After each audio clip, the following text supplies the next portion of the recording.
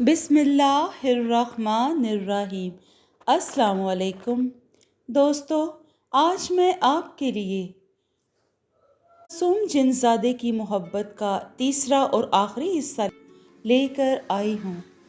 लेकिन कहानी शुरू करने से पहले आप दोस्तों से गुजारिश है, अगर आप मेरे चैनल पर नए हैं तो इसे सब्सक्राइब कर लीजिए और बेल आइकन को दबा दें ताकि दिलचस्प और बेहतरीन कहानियों का जो ये सिलसिला है बर वक्त आपको मिलता रहे। निशा जो शॉपिंग करके वापस होटल अपने रूम में पहुंचती है तो क्या देखती है कि रूम खूबसूरती से डेकोरेट किया गया था, जिसमें रेड बलून्स और फूल वगैरह भी शामिल थे। वो हैरान होकर अंकित की तरफ देखती है। अंकित, जब हम बाहर निकले थे तब तो यहाँ पे ऐसा कुछ नहीं था, ये किसने किया? वो मुस्कुरा के उसको देखता है। तुम्हारे लिए मैंने किया है। तुमने किया? तुमने कब किया? तुम तो सारा वक्त मेरे साथ थे।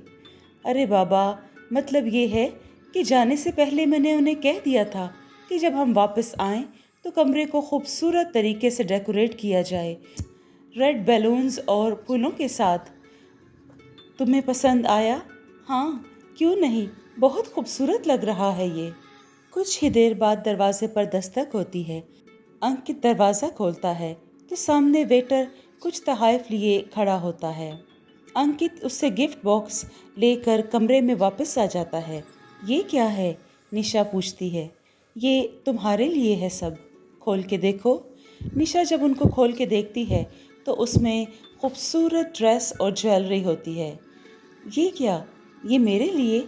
हाँ, ये बिल्कुल तुम्हारे लिए है, आज के दिन के लिए। चलो पहनो। किस तरह का ड्रेस है? जैसा भी है, मुझे पसंद आया था। मुझे इतनी ज़्यादा मालूमात तो नहीं है, लेकिन ये मुझे अच्छा लग रहा था, इसलिए मैंने आज की रात के लिए तुम्हारे लिए ख़रीद लिया। क्यों, तुम्हें पसंद नहीं आया? नहीं, ठीक है। अच्छा, अगर नहीं पसंद आया तो इसको छोड़ दो। नहीं नहीं, मैं इसे पहन कर आती हूँ। निशा उस ड्रेस में बहुत खूबसूरत लग रही होती है। मैं कैसी लग रही हूँ? अंकित कहता है, बिल्कुल वैसी जैसा कि मैंने तुम्हारे बारे में सोचा था। दोनों एक दूसरे के करीब होते हैं और इनका मिलन होता है। अगली सुबह अंकित उठ जाता है, लेकिन निशा अभी तक अपने बिस्तर पर सो रही होती है। वो सोई हुई बहुत खूबसूरत लगती है। अंकित इसके बालों में हाथ फेरता है और उसको सहलाता है। कुछ ही देर में निशा की आंखें खुलती हैं और वो अंकित को यूं बैठा अपनी तरफ देखता हुआ पाकर मुस्कुरा देती है। कुछ दिन गुजारने के बाद दोनों वापस जयपुर आ जाते हैं और सब को वो तोहफ़े देते हैं जो उन्होंने शॉपिंग किए थे। उसके बाद निशा और अंकित अपने घर वापस आ जाते हैं। अगले ही दिन उठने पर निशा को अपनी तबीयत कुछ ख़राब महसूस होती है। निशा को उल्टियाँ और चक्कर आने लगते हैं। अंकित परेशान होता है उसकी इस कैफियत से। वो अपने जादू मंत्र से उसको ठीक करने की कोशिश करता है, लेकिन उसकी तबीयत जूं की तूं रहती है। अपना जादू नाकाम होता देखकर अंकित परेशान होता है और डॉक्टर को बुला लेता है। डॉक्टर निशा का चेकअप करती है। अंकित, डॉक्टर साहब, मेरी वाइफ ठीक तो है ना? कोई खतरे वाली बात तो नहीं? नहीं नहीं, ऐसी कोई बात नहीं। ऐसी हालत में चक्कर आना, मतली होना एक आम सी बात है। मतली आना क्या मतलब? मैं समझा नहीं। अंकित हैरानगी से डॉक्टर की तरफ देखता है। आपकी वाइफ प्रेग्नेंट है, वो माँ बनने वाली है। अंकित ये बात सुनकर सख्त परेशान होता है। वो डॉक्टर को दरवाजे तक छोड़कर आता है और वापस निशा के पास आकर बैठ जाता है। निशा, निशा, अंकित, तुम कुछ परेशान लग रहे हो। क्या कहा है डॉक्टर ने? डॉक्टर ने बताया है कि तुम प्रेग्नेंट हो। ये सुनकर निशा बहुत खुश होती है। क्यों, तुम्हें खुशी नहीं हुई? तुम परेशान लग रहे हो। निशा, हमारी शादी को अभी सिर्फ 1 हफ्ता हुआ है और तुम एक माँ की प्रेग्नेंट हो। तुम्हारी प्रेगनेंसी के मुताबिक बच्चा हमल 1 माह का हो चुका है। क्या मतलब 1 माह का हो चुका है? मजाक कर रहे हो मुझसे? निशा, हमसे बहुत बड़ी गलती हो गई है। तुम्हारे पेट में जो बच्चा है 1 या 2 दिन का हमल होना चाहिए था, लेकिन तुम्हें पूरे 1 माह का हमल है। यानी उन बुजुर्ग बाबा के कहने के मुताबिक हमें पूरे चांद की रात को ही मिलन करना था, लेकिन हमसे गलती हो गई। अब मुझे उन बाबा से जाकर पूछना पड़ेगा कि इसका क्या अजाला करें। क्या मुमकिन हो सकता है परेशानी का बायस न बने? कहकर वो घर से बाहर निकल जाता है। निशा पीछे से आवाज़ें लगाती रह जाती है।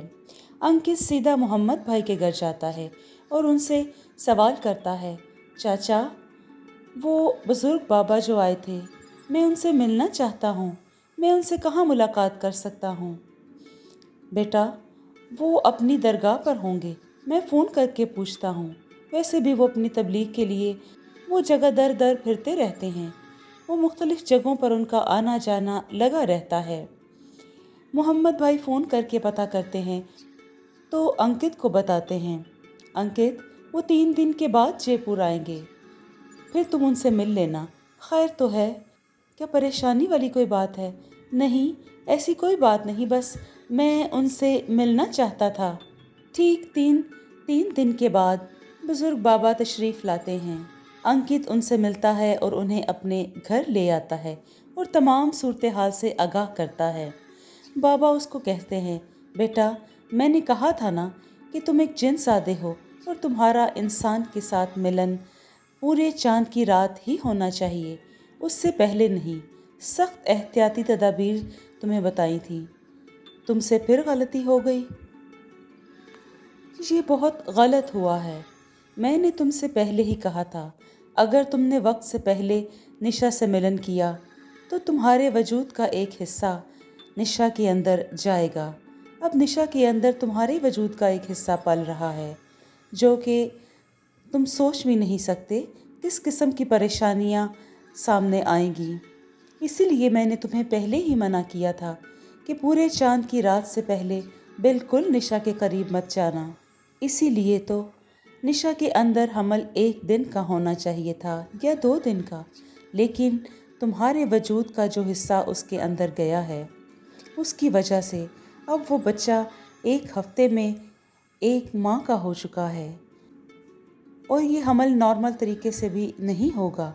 9 माह के बाद ये बच्चा दुनिया में नहीं, बल्कि 5वें माह ये बच्चा दुनिया में आ जाएगा। ये तुम लोगों की एक छोटी सी गलती थी, लेकिन इसका अंजाम आने वाले वक्त में बहुत भयानक होगा।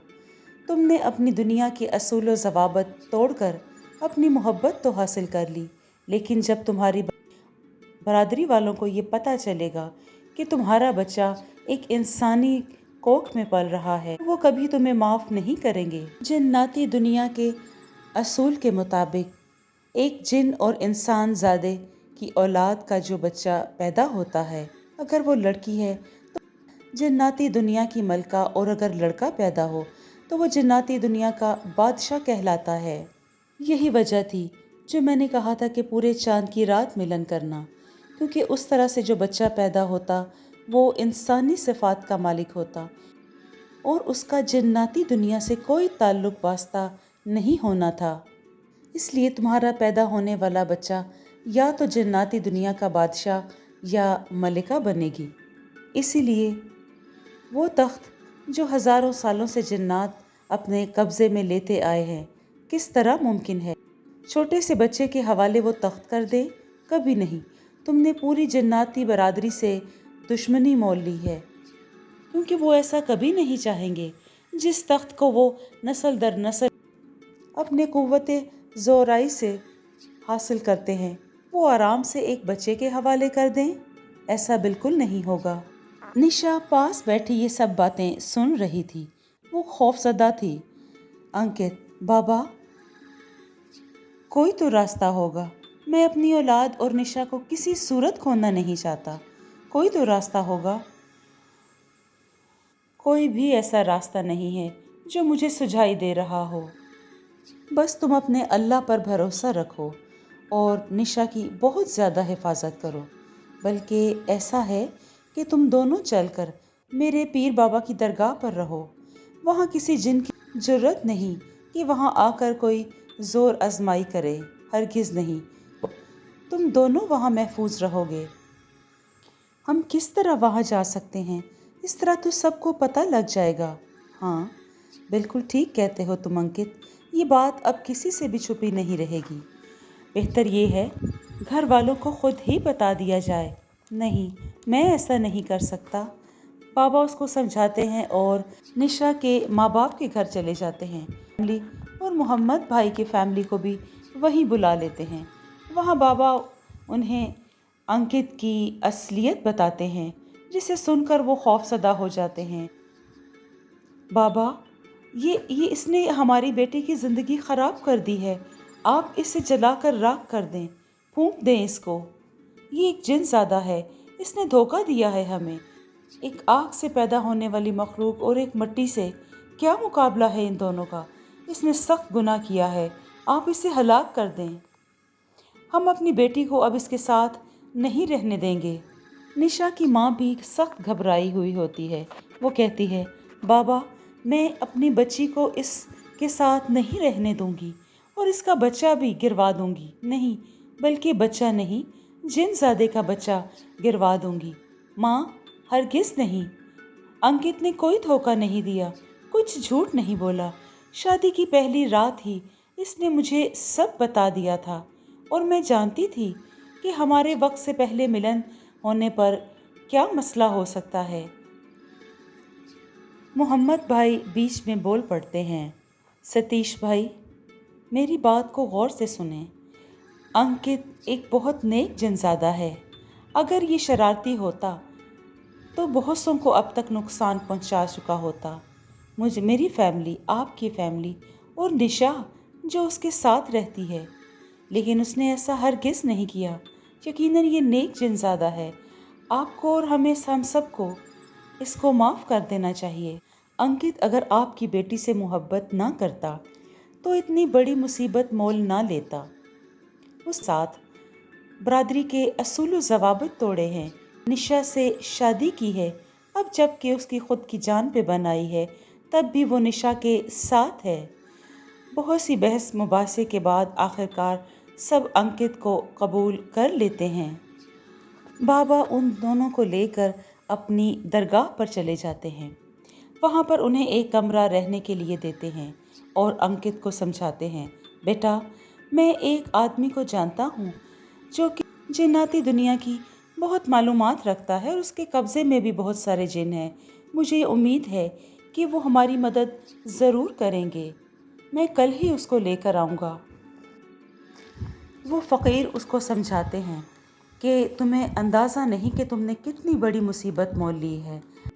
انکت انتہائی پریشانی میں ان سے بات کرتا ہے، بابا، مجھے اندازہ نہیں تھا انسان سے پیدا ہونے والی میری اولاد بھی جناتی خصوصیات کی مالک ہوگی، اور وہ اکیلی تخت کی وارث بھی ہوگی۔ آپ میری مدد کریں، میں اپنے بیوی بچوں دونوں کو کھونا نہیں چاہتا۔ صرف ایک جنات کو چھوڑ کر باقی جنات سے لڑا جا سکتا ہے، اور وہ جن جو بہت خطرناک ہے اور اس کی عمر ہزاروں سال ہے۔ تم جانتے ہو کہ تخت کا اگلا دعوے دار وہ ہے۔ جب اس کو یہ علم ہوگا کہ تمہاری آنے والی اولاد تخت کی مالک ہے، تو وہ کبھی بھی تمہیں اور تمہاری بیوی بچوں کو نہیں چھوڑے گا۔ ہاں، ایک بات ہے کہ تم اس کے ساتھ معاملات طے کر لو۔ معاملات؟ کیا مطلب بابا؟ میں نہیں سمجھا۔ معاملات سے متعلق کہ تم اس سے بات کر لو، تمہاری اولاد کسی صورت تخت کا دعویٰ نہیں کرے گی۔ اس صورت میں وہ راضی ہو سکتا ہے، میں بھی اس کا مقابلہ نہیں کر سکتا۔ اس صورت میں بھی وہ تم سے قربانی مانگے گا، یعنی ایک جان کے بدلے ایک جان کا دینا۔ کیا مطلب بابا؟ یہ کس قسم کی قربانی ہے؟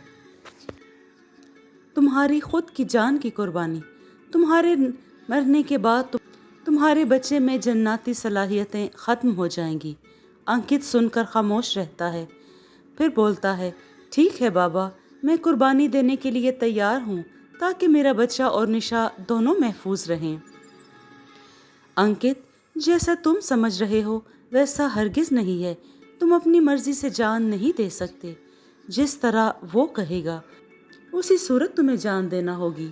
پورے چاند کی رات ہی ہم اس جن کو بلائیں گے، کیونکہ اس رات اپنی طاقتوں کو بڑھانے کے لیے جن اپنی اصلی حالت میں ہوں گے، اور تمہیں بھی قربانی اپنی اصلی حالت میں آ کر ہی دینی ہوگی۔ تمہاری بیوی نشا بھی ہمارے ساتھ ہوگی۔ نشا گھبرا جاتی ہے۔ نہیں بابا، میں انکت کو نہیں مرنے دوں گی۔ میں اس کے لیے اپنی زندگی قربان کر دوں گی، لیکن انکت کو ہرگز مرنے نہیں دوں گی میں۔ فقیر بابا نشا کو علیحدگی میں لے جا کر سنبھالتے ہیں اور اس کو سمجھاتے ہیں کہ بیٹا، تم اب ایک عام عورت نہیں ہو۔ تم چاہو تو اس کا قتل کر سکتی ہو، کیونکہ تمہارے اندر ایک جن زادے کا بچہ پل رہا ہے، اس لیے تمہارا شمار عام عورتوں میں نہیں ہے۔ ہاں، البتہ اس کے آنے کے بعد میں تمہیں ایک خنجر دوں گا۔ خنجر سے تمہیں جن کی قربانی دینا ہوگی۔ اس طرح سے تمہارا بچہ بھی انسانی صفات لے گا، اس میں جنات والی خصوصیات ختم ہو جائیں گی اور تمام طاقتیں بھی۔ اور اس طرح اس بڈھے جن کو یہ بھی نہیں پتا چلے گا کہ انکت کی قربانی سے اس کی خود کی موت ہونے والی ہے۔ نشا رضامند ہو جاتی ہے، اور یہ راز کی بات تم کسی سے نہیں کہو گی، اور نہ ہی انکت سے۔ بس اس کو اپنے دل میں دفن کر لو۔ جناتی دنیا کے جو راز افشاں ہوتے ہیں، اس راز کو بچانے کے لیے وہ اس کا بھی قتل کر دیتے ہیں۔ نشا ان سے وعدہ کرتی ہے اور پھر دونوں کمرے سے باہر آ جاتے ہیں۔ انکت باہر پریشان تھا۔ بابا، آپ نشا سے کیا بات کرنا چاہتے تھے، وہ بھی علیحدگی میں؟ میں نشا کو سمجھانے کے لیے لے کر گیا تھا، کیونکہ وہ کسی صورت تمہاری قربانی کے لیے مان نہیں رہی تھی۔ میں نے اس کے دماغ کو ہپناٹائز کیا ہے تاکہ تمہاری قربانی ہونے تک یہ مطمئن اور پرسکون رہے۔ ٹھیک ہے بابا، آپ نے اچھا کیا۔ کسی صورت مجھے نشا اور اپنی اولاد کی قربانی نہیں دینی۔ میں خود تو قربان ہو جاؤں گا، لیکن اپنی اولاد کو ہرگز مرنے دوں گا۔ انکت کی آنکھوں میں آنسو تیرنے لگتے ہیں، وہ رونے لگتا ہے۔ نشا تڑپ کے انکت کے پاس آتی ہے۔ انکت، تم کیوں رو رہے ہو؟ نہیں، بس ایسے ہی آنکھوں میں آنسو آ گئے۔ نشا، تم مجھ سے وعدہ کرو کہ تم اپنا اور اس بچے کا بہت دھیان رکھو گی۔ ہاں، میں وعدہ کرتی ہوں، میں خود کا اور اس بچے کا بہت خیال رکھوں گی۔ لیکن تم بھی وعدہ کرو، کبھی پریشان نہیں ہوگے۔ آخر کار وہ رات بھی آ ہی جاتی ہے جب انکت کو اپنی بیوی اور بچے کے لیے قربانی دینی ہوتی ہے۔ فقیر بابا دونوں کو اپنے پاس بٹھا کر اس جن کو بلاتے ہیں۔ جب وہ جن آتا ہے، نشا بے انتہا خوفزدہ ہو جاتی ہے، کیونکہ جن اپنی اصلی حالت میں آتا ہے۔ بے حد بڑے گندے ناخن، جسم پر ریچھ نما بال، اور صرف آنکھیں ہی نظر آ رہی ہوتی ہیں۔ جب وہ پلکیں جھپکتا ہے تو گمان ہوتا ہے کہ چہرے پر آنکھیں بھی ہیں۔ بے انتہا لمبے قد کا اور چوڑے جسم کا جن آ کر دھاڑتا ہے اور فقیر بابا سے مخاطب ہوتا ہے۔ کیوں بلایا ہے مجھے؟ کیا تم پہلی ہار بھول گئے ہو کہ جب مجھ سے مقابلہ کیا تھا؟ نہیں، اس بار تمہیں لڑنے کے لیے نہیں بلایا یا کسی مقابلے کے لیے نہیں۔ مجھے تم سے ایک سمجھوتا کرنا ہے۔ سمجھوتا؟ اور مجھ سے؟ جن سن کر دھاڑتا ہے اور پھر مذاق اڑانے کے انداز میں کہے لگاتا ہے، جس سے یوں لگتا تھا جیسے پوری درگاہ میں زلزلہ آ گیا ہو۔ فقیر بابا کہتے ہیں، تم اس لڑکی کو جانتے ہو؟ کون سی لڑکی؟ نہیں، میں اسے نہیں جانتا۔